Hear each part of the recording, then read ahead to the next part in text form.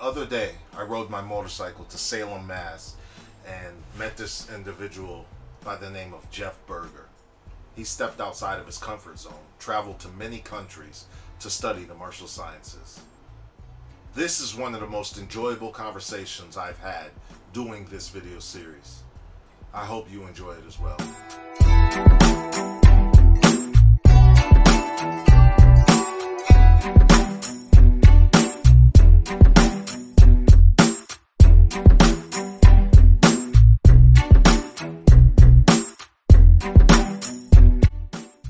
What's up, everyone? We're back with another episode of Martial Insight and Advice. This interview was suggested to me and I was very intrigued. We talked a little bit through Messenger and I got a little feel for his mindset, so I'd like to explore that. If you don't mind, tell the audience a little bit about yourself and your training. My name's Jeff Burger, born in New York. Started training karate there. I was learning some just at home. You know, family members who did some stuff, just learn to defend yourself a little bit, bullies in school and stuff. And then started doing regular classes when I was 13. Then it was politics. My style has been Shido, Shukokai, Tadashido, back to Shido. You know how politics breaks up an art and stuff like that. But it was I was fortunate because that was back in the 80s when people were still pretty close-minded. My teacher did karate and judo, so we got to do that mix right from the beginning, which was it wasn't until the UFC really when people started thinking about that it was okay to mix arts. Because before it's like I'm doing karate and judo, I go to the kung fu school, he tells me I gotta choose. Like, you can't come to kung fu school unless you put these other things, you know. So it was close-minded back then. But I did those. I did a little bit of boxing. Before I did that, loved boxing. That was my first love. Then I moved to Boston, and there were so many schools now, and so I would just chase all the schools, like who's got like a 3-month special, just to check them out. Who's got the 3-month special? To go check out this karate school, or this kung fu school, and this and that, and just checking out all the different schools, and either staying at it for a little while, or making a friend and say, hey, come on over to my school, and I'll show you some stuff, and trade, but yeah, that's been it, man. I mean, I've been every art. I'll train any art I can find with anybody, So we train different styles of karate, kung fu, and savate, and sistema, and you name it, we've done it. I love that mentality. That's not a lot of people, even to this day and age, kind of do that. Some instructors still do the whole, you got to pick a school and they don't want you to cross-train. I know that's prevalent in my area, Springfield. We have a lot of that. But what was it that motivated you to begin your martial education? I was a bad kid and I wanted to fight better. Yeah, I liked getting into fights and plain and simple. Right? Yeah. I was, I don't know. It's exciting or whatever it was. It was the cool thing to do. It was cool to be a badass back in the 70s and 80s. So with that being said, what motivates you to continue this day and age? Wow, I mean, this dojo is called K.I.C.K, stands for Karate Inspired City Kids. We're actually a 501c3 nonprofit. Okay. Because, lucky for me, my first karate instructor, Robert Clary, he was my first positive male role model. And I wasn't just a bad kid, I was good at being a bad kid. I wasn't a drug dealer in school, I was the drug dealer in school. And no one else was going to take that. Okay. I mean, I was doing this. I was in this for all the wrong reasons. Mm-hmm. And this guy just kind of turned me around. And if it wasn't for him, I'd be dead or in jail today. Oh. And I couldn't afford it. I had got it as a Christmas gift. My aunt got me a 3-month thing for karate. So I do that when 3 months is up. I got to quit. I see him in the store like a couple months later. He's like, hey, what happened to you? I thought you liked karate. I said, I did. He goes, why'd you quit? My family don't have money for that. He goes, that's the only reason? I'm like, yeah, why? You gonna rub it in? Like, I got that chip on my shoulder, you know? Why, you gonna rub it in? He goes, no, if you really like it, he goes, you can work it up. You wanna do? And I was like, yeah. He goes, okay, be there half hour before the school. So I'm out there, I'm cleaning the floor, taking out equipment. Wow. Put it back away afterwards. Wow. Whatever needed to be done, painting, whatever, boom, I do it. And that was it, man. I mean, I I just loved karate. I mean, I was getting up in the morning and practicing, coming home from school and practice, skip school to practice. How old were you at that time? 14. 14. Wow. Wow. It's pretty impressive because kids at that age, most of the time, you know, would never do that. Yeah. And so this definitely spoke to you. Yeah. Wow. I loved it. Wow. That leads us right into the next question. How has your martial journey affected or enhanced your life? I mean, I grew up single family, you know, just mom raising the kids, projects, welfare, all that stuff. This stuff changed my life because I tell people if it wasn't for Mr. Clary, I'd probably be dead or in jail today. A lot of my friends are. But I mean, doing the martial arts, teaching, and you know, just how it changed me from being that, thinking being a thug is good to it's not, and then being able to go overseas. I mean, my first trip on an airplane was to Japan. Yeah. You know, and it's like, you know, and then, you know, I've made multiple trips to Japan, I've been to China, I've been to Thailand, I've been to the Philippines. I mean, none of that through martial arts, if I wasn't for martial arts. How'd you conquer the fear of the unknown and be willing to travel? Once I got to that point, once it was in my head that I could do it, I didn't care. I was just like, I'm gonna go, this is gonna be an adventure. Like when I went to, you know, going to Japan, you know, I knew some of the people at the school there spoke English and stuff like that. But going to China, I was working at Mass General. This lady was from China. She wanted help with her English. I wanted to learn Chinese. I just had this method, one day, one word, and stuff like that. At the end of the year, I got over 300 words. That's it, I'm going to China. And I had no school to look at or nothing. I'm just going to go. It's going to be. I'm going to find it. And it's one of those like when that passion is right, you just know you're going to find it. You know, I went to that school a few times, and then there was a bigger school that I actually looked up, and I made a couple trips to that school. Wow. And being in those Eastern countries, they had no problems accepting you, or sometimes you need a letter of introduction? No, I didn't need any letter of introduction, but it's definitely different when you go to places that are just like where I was in China. I'm the first foreigner a lot of people have ever seen, and there's a lot of propaganda there and stuff like that. So you got kids who see you and they're doing big eye things. Kids come up to you and go, because they've never seen anybody who wasn't Chinese before. Yeah. So it's just that, but that's all part of the experience. It's pretty cool. Wow. Take note of that. A lot of people need to get out of their comfort zone and leave the city that they train in. Even if you stay in the United States, go to another city, another state, something. You need to get out of your comfort zone. I speak about that a lot in a lot of my writings, as well as when I travel, I send out messages. So, very commendable. That gets, it's almost, once you do it that one time, it's almost addictive.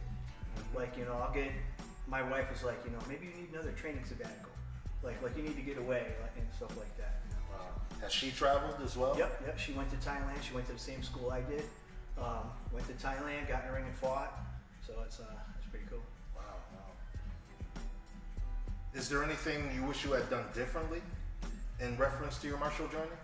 Yeah. I think about this a lot lately. If it's not too late for me to, I wish I had done an adult karate program. And I didn't do adult karate program because, when you're in the city, there's so many choices. And UFC, MMA is kind of like, haha, karate, whatever, right? Karate just kind of got a lot of bad karate schools, gave karate a bad name. And, Indeed. People laugh at karate. And I love it. And I think even nowadays, it's something people they might need even more. There's something else in karate I think that everybody's missing that's there. There's a really good book to read, short book, I don't know if you read it, called Tribe. Cool book to read, but because humans are, we're tribal animals. People say tribalism is bad. It can be. but we're tribal land. We need that social structure and stuff like that. And when I read that book, I'm like, man, karate gives you everything that's in there. Because when you think of like a tribe or a culture, what makes a culture? You've got the clothes that you wear, you got a gi, you got your dance, you got our basics, we got our kata. You know, that's your group of friends. You want to make it. You want to do teamwork. How do you make a team? You make them suffer together. So you train together, you suffer together, you build that brotherhood. That's your tribe. The military way. Right. Yep. You know, so you know, like I said, you think that you got your culture, you got food, dance, song, whatever like that, and you know, karate can have so much of that. In training, what is your personal goal, and what are you endeavoring to impart to your students? Because I do so many different arts, there's so many different goals. You know, it's like, oh, I need to work. I don't do a lot of double stick. There's somebody doing a seminar this weekend. I'm like, yeah, I'm not going to go because I don't do a lot of double stick. I don't want to hold your group back. But I mean, there's my personal skill level is always a goal. My fitness level is a goal. Plus, getting older, that's a maintenance thing. And last 4 years was tough for me. I had a cancer. I went through the treatment of that. Cancer beat me up. I lost a lot of bone and muscle. I just had hip replacement in June. I had this one 7 weeks ago yesterday. So some of my goals are just, you know, how much can I do now? You know, how good can I still be at this?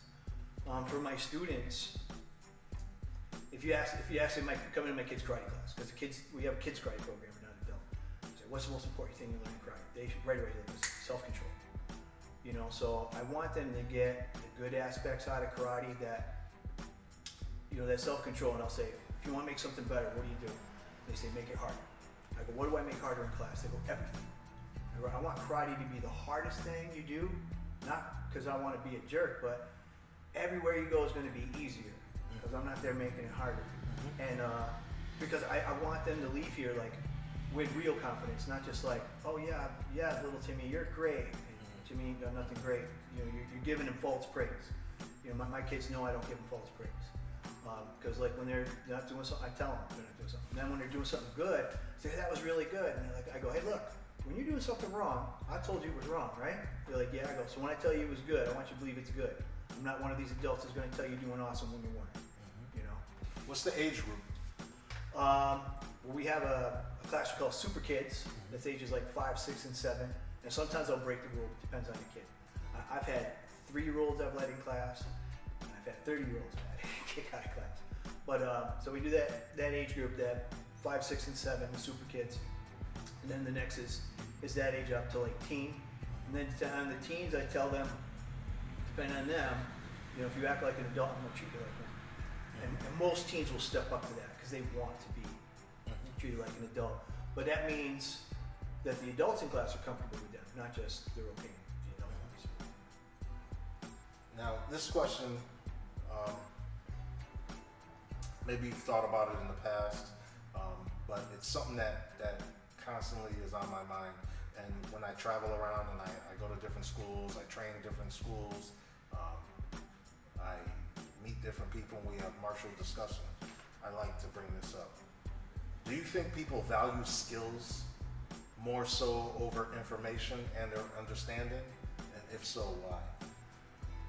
I think you have both types of people. You're gonna have people that, you know, just think that, and you can take it to the point of like where you have the guys who are like, you're like the knuckle dragger meatheads, where all that matters is bang. And then you have some people who go too far the other way, where, you know, they think they're gonna, you know, just nerd up to the point where they have enough information to overdo the physical. So I think you have both types of people, but I obviously you need both. I mean, I consider myself a martial art nerd, but it's got to be violent too. You know, you can't forget what it is. Do you believe there to be a difference between training contexts? Like at different schools, or just in general, in training? What motivated that question is I belong to this group. It's called the Open Sparring Group, where a bunch of schools just get together every 2 months and just fight for 2 hours. And I had a situation, and one of the many that I've had throughout my career. But in this is an example of why this question came about. But I just got finished manhandling this person, and that person and their instructor started asking me questions. The instructor was standing on the side watching. He started asking me questions about, normal things, just things of what I do, what I think about, how I do what I do, and all these other questions. And I had mentioned the fact that the person's expression of the art wasn't pragmatic in nature. And this person said to me, well, I don't train to be able to defend myself. I train for, all right. So I was like, it's very interesting. I said, let me ask you a question. Do you run self-defense courses for the public in your school? Oh, absolutely. I said, well, do you throw out the disclaimer that you don't train for self-defense purposes before you teach that course? Oh, I see what you did there. Oh, I understand what you're saying. Exactly. So a lot of people will teach sporting concepts and try to mask it as self-defense concepts. I try to point out those differences to the guys. Like, we have people who compete. We have people who compete boxing, Muay Thai, grappling, MMA. If someone's competing in boxing, they're pretty much training in a Muay Thai class. I'm like, you're not kicking for 3 months. So he has the super context, just your hands, right? Say anybody who's going to compete for a while, I don't want them doing anything but that. But as soon as we're, when we teach the self-defense class, something I'll say sometimes is like, look, if you wanted to learn how to fight and you had no teacher, go grab all your combat sport books and look at the rules.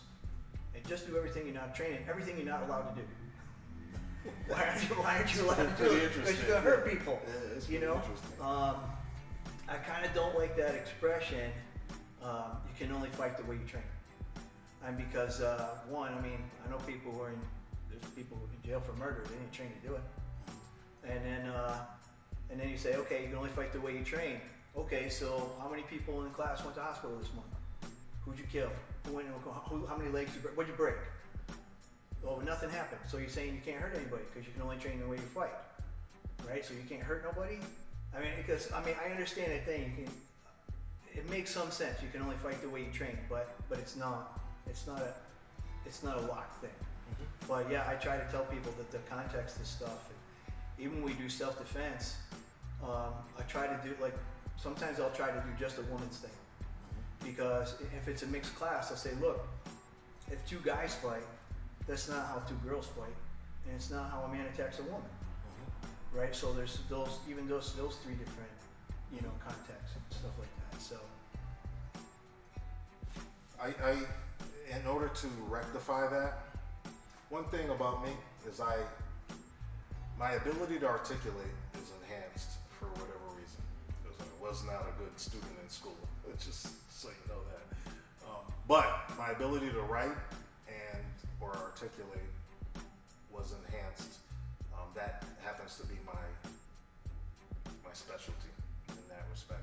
So when I teach a class, in order to help people understand that, I have there's 5 habitual acts of physical violence.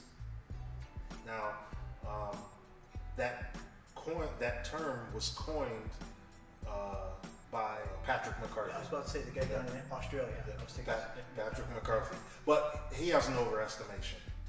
I worked in the prison and I grew up rough. He says there's 36 habitual acts of physical violence, overestimation. There's 5 habitual acts of physical violence. So when I teach a self-protection / self-defense course, mixed group, when I put that out there, and it allows me to train everybody in the room and them see what they need to do, So the 5 habitual acts of physical violence are this. Number 5 being the least common of the most common list. Number 1 being the most common of that very same list. Number 5 is a football kick and or stomp. Number 4 is a bear hug, headlock, some type of tie-up where 70% of your body's tied up to your opponent's body, whether you're standing or on the ground. Number 3 is a push or shove, speaking on energy. Number 2 is a grab. Number 1 is a punch or slap, which speaks on motor travel. What happens to you is determined by your gender. For example, number 5, football kick and or stomp. Usually women don't really have to deal with that too much. Number 4, bear hug, headlock. If a man grabs a woman, he's probably going to pick her up, carry her, throw her in the right van, take her somewhere, lock her in the basement, and rape her over and over again. If a man grabs another man, he's probably going to pick him up and slam him, football kick him in the face. Once he's unconscious, he's going to stomp on his head. A man usually wouldn't pick up a woman and slam her and stomp on her head. Right. You see? Number 3, push or shove. Anybody gets pushed, anybody gets shoved, doesn't matter. Number 2, a grab. Women get grabbed a lot, men get grabbed a lot. If you talk to a man, they say, there's no grab. And then if you watch a fight, if you're two standing there watching a fight, you go, look. You see it, not grabbing them. People don't realize it, right? But once you point it out to them, they realize, oh, the grabs happen a lot. Number 1, a punch or a slap. Speaks on the motor travel. A man will smack a woman in the face. A woman will smack a man in the face. Very few men, every once in a while you run into the piece of shit that would, but very few men will punch a woman in the face. Every once in a while you run into the guy that would. A woman will smack another woman in the face, but usually they have a razor in their hand. So cutting a woman's face is just like a smack, right? Except razor. Enhanced slap. Exactly. So modes of travel, there's only 2 ways you be attacked. Straight or outside arcing. Punch or slap. Straight or outside arcing. Right? So I could hook punch you, which is outside arcing. I could slap you, outside arcing, or some type of straight punch. So it all, and then when I express all that to the people, then men know what they're looking for. And if I got 2 men together, more than likely they're gonna do the things that. Right. They're the monkey dance, we call it. Like Exactly. the whole. You know. They said men don't fight. Men fight men a certain way. Yep. They attack women a certain way. Women fight a certain way. So everybody's abreast to what's going on, and they're dealing with those threats and this and that, and they know what they're looking for. So when I say switch, and the guy goes with a girl, he grabs her. He's not gonna pick her up and slam her. He's gonna grab her and hold her. He's gonna grab her, pick her up, try to carry her somewhere. She's gonna deal with those threats, and so it helps me teach a room full of people, different genders. We're able to go, and they know what they have understanding of the threats they are most likely going to face, and it allows me to not have to separate the class, unless you get those women that just don't want to be around men. There's a lot of women like that. So I'll do a mixed class, and sometimes I do just a women's class, because like early on in my training, I'm doing a women's self-defense class. I'm in my 20s, I'm a knucklehead, I'm wearing my gi and stuff like that. I'm teaching martial art. Mm-hmm. And this woman has a question, and then I'm like, I answer the question, and it gets more specific, and she's freaking out, and I'm like, and I'm thinking, Jeff, you asshole, this is her situation, and you weren't even paying attention. Like, you're just being cool, martial arts. And I didn't teach women's self-defense for a while. I started looking at all, like really looking at it different. Mm-hmm. And so that was a big change for me, but it took somebody just kind of freaking out in class for me to realize that it seems so obvious. The woman should have a different situation. It has a different situation, and I'm just teaching her how to fight, and it's not the same thing. What context do you teach or train in? It's going to depend on the class and what they're training for. Are you getting ready for a boxing match? Are you doing any jiu-jitsu? It's Muay Thai. This, that. Is it self-defense? Are we doing Filipino martial art? Because if it's one of the things that bugs me about that, how many have you probably done some Filipino martial art? Mm-hmm. Usually when you do stick, you're fighting somebody else with a similar stick. Or if you do a knife, you're fighting someone else with a similar knife. It's never stick versus knife and knife versus gun and all the. So one of my mentors, Hawk, it's one of the things I like about him is he does hand, stick, knife, gun, but it's a matrix of it. You do each one against each one. Mm-hmm. And I'm like, yeah, how come we weren't doing that in all these other classes, So sometimes you got to take that art and pull the self-defense out of it for yourself. How does your training differ from the time you began as opposed to now? When I began karate school, it was Japanese arts tend to be more militant. The old school was more militant, but you would just do so many repetitions of basics, and like maybe every 6 months you get this little nugget of information, and you're like, oh, martial art, yeah. And like nowadays, there's so much information, and you can learn so much stuff that sometimes it's too much stuff. But like and I just think of how many people nowadays are like, we'll do something and say, okay, practice that. We're doing it for 10, 15 minutes. They do like 5 reps, and they're looking at you like we did it, and I go, so you got that perfected? You don't need to work on it anymore? Yeah. There was it was different, and like nowadays, schools are marketing, come to my school, and the other ones before was like, are you worthy of being at this school? Like, do I want you here? There was a little, it was different, there was exactly why I keep mine private. yeah. I reserve the right to be selective. I can be selective. I'm not a commercial school type person by any means. Like I was saying earlier, once you take your art out of your basement, out of your garage, and you commercialize it, you probably compromised it. Yeah.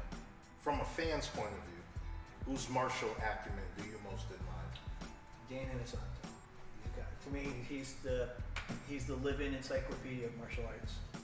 What's more important to you? Time spent in training, or one's ability to understand and satisfy the requirements of the respective curriculum? Meaning this, if you got a student in, and let's say, like Brazilian Jiu-Jitsu says, it usually takes 10 years for somebody to earn a black belt on average. But you got a student in, and they are able to execute in high stress situations real well and understand the material, say 5 years, for whatever timelines you have for your systems and stuff. Would you promote them early or make them wait the time? I'm not big on promotions. I don't think rank should mean a lot. I definitely think the time spent in the art, how good you are at it, whether than, there's something to be said for your curriculum and stuff like that, but how good you are at what you do. Because I've seen guys who are like, I boxed for a few years when I was. You got guys come in, oh yeah, I trained this and I trained that, and in 5 minutes they hardly did nothing. And it's the guy who said, no, I never did this, and I did a little boxing when I was a kid. That's the guy I'm thinking, watch how good this guy is, because he played it down and stuff like that. Because he did 2 years of boxing as a kid, and he hasn't stopped training in it, So he's got those basics are off the hook. So just put the time in, because that's one of those things. The kids do a lot of hitting the bag. As I tell them, only you can teach you how to hit hard. I show you stuff in the air. That doesn't mean you can hit hard with it. So just put that time in. And if let's say you don't know the curriculum. We've had kids who go to tournaments, and whether they're athletic or they put in extra time for their rank, they're too good to compete at the beginning. So I bump them up. I'll never bump anybody down, but I'll bump them up. And then I'm like, okay, that's your belt you wear in your class kind of until you've earned it. Stuff like that. They have to catch up to the curriculum. But I'll do that to push them all the time. And sometimes I'll do that as a stress test. I had one kid come in at the tournament. He's like, hey, Sensei, how you doing? I go, good, come here. I go, this is what you're wearing today. And I hand him a brown belt, so his first time competing advance. And he goes, and he rose to that occasion. And I was like, I want to see is he gonna, not ready? Okay, you're not ready. I'll go with that. But do they rise to that? Because a lot of times they know they're ready. So time spent. In your opinion, what is the determining factor that elevates someone to the high level status? Or do you believe in that term that's thrown around in mixed martial arts circles, high level? So somebody's high level, what is it that you do? Because maybe you're a high level fighter well, you're a lousy coach. Or you're like, what's a high level coach? Well, I don't care what his rank is. I care what did your students done. You know, because you got guys like Costamato and I forget this other guy. Pacquiao's coach now, but I see his face. I can't remember his name. But these guys didn't have a good pro fight career, but the people they touch are gold. So he's a high level coach. Kevin Rooney? No, not Rooney. Boy, maybe it was, but I can't think of his name. Brilliant guy. I mean, you hear him talk, he's pretty punch drunk and stuff like that. But yeah, I mean, you got these, some people are high level coaches and maybe they were never a fighter. And then you got guys like, there was a guy who was here in the Boston area years ago, and he was a great kung fu competitor. This guy's skill was off the hook. He couldn't teach to save his life. Because he's like, well, do it like I do. Well, how did you get there? You didn't start with this. He's asking people to do trigonometry, and then they need to learn addition and multiplication, So, that, are you a high level? What is it you say you do? Are you doing it well? Are you good at fighting? Are you good at teaching? And, What is it that separates your school from the others? One, that we're a nonprofit. So I don't have to worry about, we can be choosy with students, and I will, and it's not saying, I don't just bring in students who are like, yeah, this guy's gonna be an awesome fighter for me. It'd be like, this kid needs help. So the reason we became a nonprofit, Karate Inspire City Kids, was, my teacher let me work it up. So I come here, and when I'm coming to Boston, first place I'm teaching is in Chelsea. And that's a pretty bad area back in the 90s and stuff like that, right? So I was teaching in Chelsea and I'm teaching in Roxbury. And it's the kids who need it the most who can't afford it. And so I'm like, how am I going to tell these kids no when it changed my life and somebody didn't say no to me? So you're in effect passing it forward. Right. So we have that because, like I said, and you might have, it's weird now because like some of those bad areas, they're bad, but they're not, those kids aren't tough like they were back in the 90s and stuff like that, right? I mean, generations. Right. But now they need toughness. They need a little order, structure, discipline, and not somebody telling them they're awesome every time. And there are tournaments we don't go to because everybody gets the same medal. So there's a gold, a silver, and 36 bronze if need be.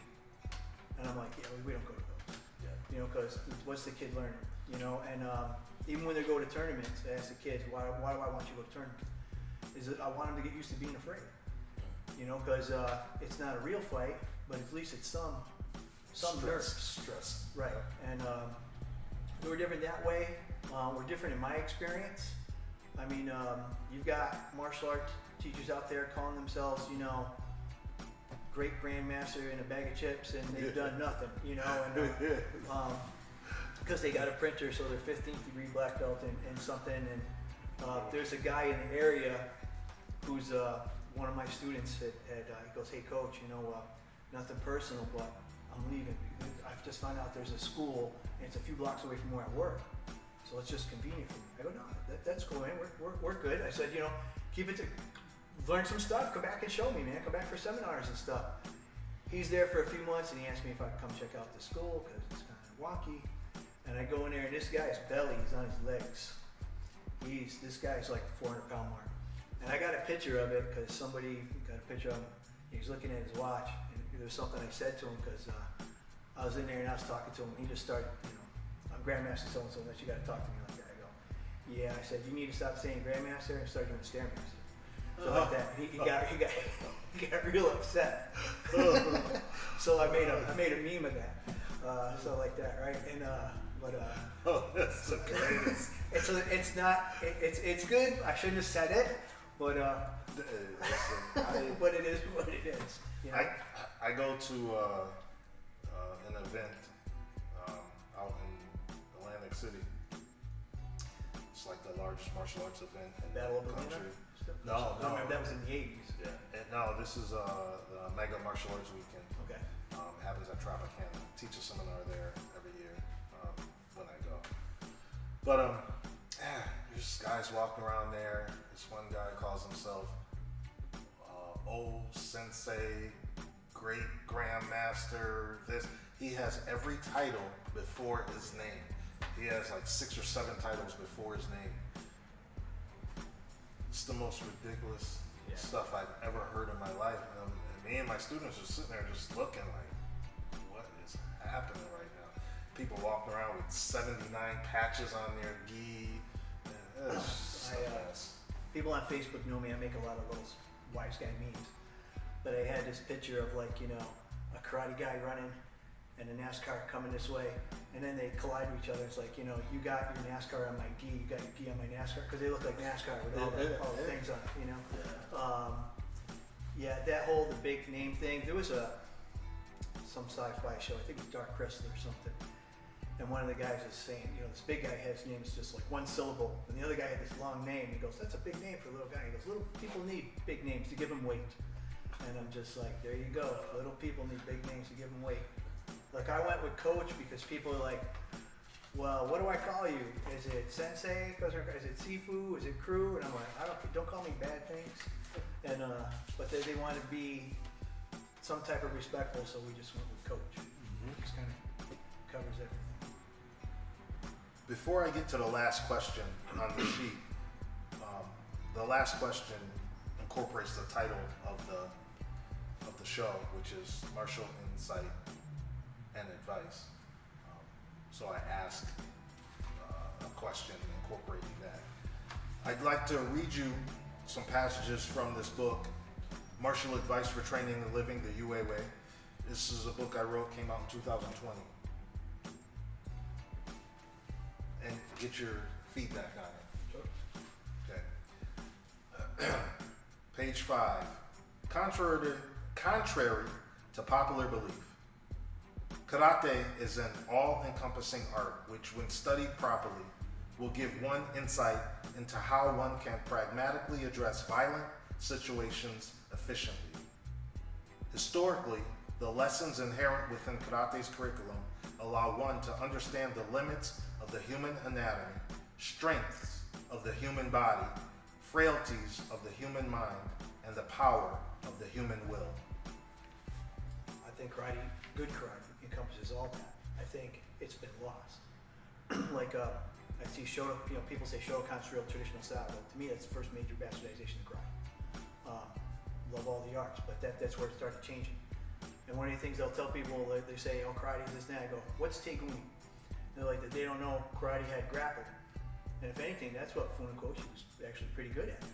And stuff like that, but he's at the judo, there's already judo. They don't want to see grappling, they want to see punch, kick, block. Just because it worked doesn't mean its application was right. True efficiency and technique application shouldn't call for the executor to be strong, big, male, or powerful. All those attributes shouldn't be a necessity in order for something to work efficiently. Should. So everything works sometimes, nothing works all the time. But to me, one of the things in martial art, like yeah, you should get strong and temper your body and stuff like that, you know. But and you were talking about Ashihara, and he had it in his book, was like a good quote with that it was martial arts shouldn't be a contest of the strong, but a way for the weaker with training to fill the strong. But that's taking that from his book as best I can, word for word.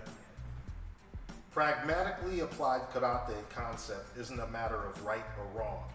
It's a matter of more practical or less practical for the goal, with the goal being realistic self-protection.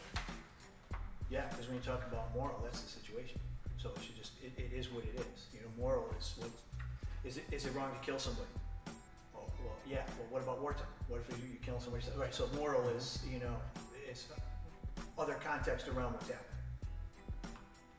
When a karate practitioner says karate isn't a complete fighting system, it's simply an admission from those that believe this, that they aren't truly exploring their respective arts lessons and they have no imagination. That goes back to most of what's happening now is watered down karate. You know, going back to anything before Shotokan, you're going to have the conditioning, fighting, grappling, weapons. You know, people will laugh, karate doesn't fight. I'm like, it wasn't Okinawan Taibo for these guys to keep their sexy on. It was, these guys fighting. And you go back in the day, like they were, there's on record, big strong boxers come challenge the little karate guy, and the karate guy wins. I bet my house on the boxer today, over most karate guys, because it's just, it's lost this way, and I'm not saying I know the way, I just know it's lost. I might have more than some other people do, but I don't think we'll ever know how much it's lost. It truly isn't a matter of whether the art of karate is a complete system. It's a matter of the respective practitioners seeking to understand how to truly use the lessons inherent within karate's curriculum in a more complete manner. The only limitation we have is our own imagination. Yeah, that goes, you have that Funakoshi quote that, karate's a way to develop character, should be a way to develop character, and it should be, but that doesn't mean you should know how to fight. So I don't think karate's just that, and it doesn't have the fight stuff anymore. It should still have the fight stuff. This is the part of the interview where I incorporate the title of the show, which is Martial Insight and Advice. What insight and/or advice would you give to someone wanting to begin his or her martial education and/or competition career? You see a lot of people on martial art forums, what style should they do, and stuff like that. And it has nothing to do with style. I'm going to say it has to do with the teacher, and also what's convenient for it. Like I said, I had a student move away to another school because, especially when you're just starting out, what's convenient to you, try it out, try out some different schools. Don't sign any contract right away. Anybody's not going to let you watch or try a class. Don't do that. But look into other arts, because you find the art that you like and the teacher you click with, and because once you love an art, now you're willing to travel. I'll go travel for seminars, your different teachers, regular classes, and you might even put up with a teacher who's a bad attitude.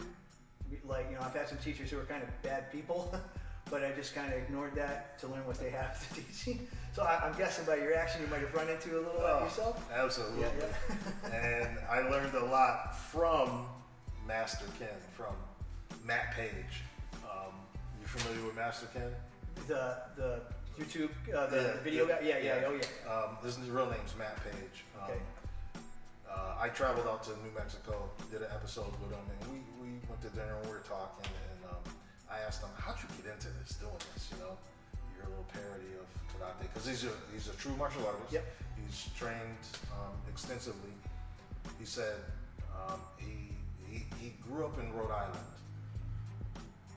but he moved to New Mexico to go to film school. He went there, and he would try to train with people, at seminars and stuff, to continue his training. And he said people would treat him bad, so he would write down his experiences. People would be assholes or just totally arrogant or whatever. And while he was in film school, people kept telling him, you should really make video of these experiences, make whatever. So he started doing this little parody thing, acting like the people that he's ran into. Yeah. I'm kind of different, and this is what I deduced through this conversation. I get irritated. Training, I've trained since 1976, my entire life pretty much. I started when I was 6 years old. I'm 51 now, about to be 52. This is all I've ever done. I trained here, I trained in Japan. This is my life. It upsets me when the arts are bastardized, as well as when people act kind of, So I handle it differently. It's refreshing to know that, and I told him he sheds a bright light on the happenings in the martial community, and it's refreshing, and it allowed me to take a step back and just laugh, because again, I'm the type that gets upset. Yeah, get upset because I see all these McDojos and some of this other stuff, and people sandbagging at tournaments, The kids who've been green belt for years and they go to the school and they're black belt, and stuff like that. Because for me, it's like, because martial art did so much for me, to me it was like that line in the sand, like, this is where integrity stays. And then when I see people just cross that line and they didn't care, it just, it bugs me. But I can only point it out. You know, like, there's a martial arts supply store that I don't go to because they run one of these phony martial art Hall of Fames. Because they're asking me, hey, man, how come you never did a Hall of Fame thing? And stuff like that. And I go, man, it's smoke and mirrors, man. Because, you know, Susie Soccer Mom, little Timmy wants to do karate, so Susie Soccer Mom goes to the karate school, she drives by, and she doesn't know if it's any good, so she looks around and she's, martial art Hall of Fame. Bruce Lee, Chuck Norris, Jackie Chan, the guy at this school. He's in our neighborhood, and where do I sign? And he's like, yeah. I'm like, no, man. I go, this is supposed to be integrity. You're supposed to be teaching. And you just sold out. Yes, I agree. The reason that I go to Jersey, one, is to show people around me in the Springfield area that they need to get out of their comfort zone. And it's supposed to be the largest martial arts event in the country, which it pretty much is. I mean, people come from all over the world to go there. And it gives me a chance, and my students a chance. I've been trying to get them to go for a long time, and they finally went one year to see what's out there. That's the main reason. And when there, you have to play the game, and that allows you playing the game allows you access to see what's out there, So that's what we do. That's what I do. That's what I've done. So I totally understand, because the awards really mean nothing. You're buying the award. Yeah, so it is. I tell parents, I go, hey, would you like to be in the Martial Art Hall of Fame? They're like, well, I go, you can be in this time next week. It's just $1,500. Exactly. So it's like, and then there's, definitely a legit Martial Art Hall of Fame, stuff like that, but, these other guys, they just, and they put it, somebody go, well, I'm gonna go look it up. There it is. Here's the thing, though. In this day and age, really, the Grammys, entertainers are paying for those. Yep. Whatever award show, they're paying somehow, Yep. for those. It's all the same within the martial community. But you are totally right. It's disgusting. There's people that will not even engage in it, but go.